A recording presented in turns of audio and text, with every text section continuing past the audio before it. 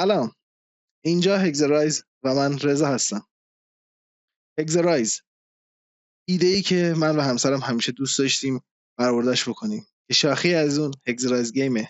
امیدوارم بتونیم با بقیه شاخه‌هایی که تو ذهنمون بوده شما رو معرفی کنیم و اونها رو هم به اون نشون بدیم. هگزرایز گیم قرار ویدیوهای ضبط شده بازی هایی که به صورت سولو، کوآپ و مولتی پلیر بازی میکنیم.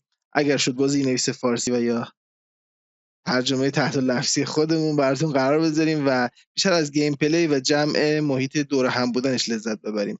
حقیقت یکی از دلایلی که این بازی ها رو ضبط کردم و انتشارشون دادم این هستش که همسر من همیشه دوست داشت بازی های منو ببینه، ولی خب به دلیل مختلف نمیتونست و تصمیم گرفتم این کارو براش بکنم که اون بتونه این ویدیوها رو ببینه و لذت ببره از دیدن این بازی ها و خیلی دیگه شاید افراد زیادی جذب این محیط بشن و گیم بازی کردن هیچ بدی نداره به نظر من، برخلاف اون چیزی که تو بچگیمون بهمون میگفتن. امیدوارم بازی کنید، خوب بازی کنید و از بازی کردن لذت ببرید.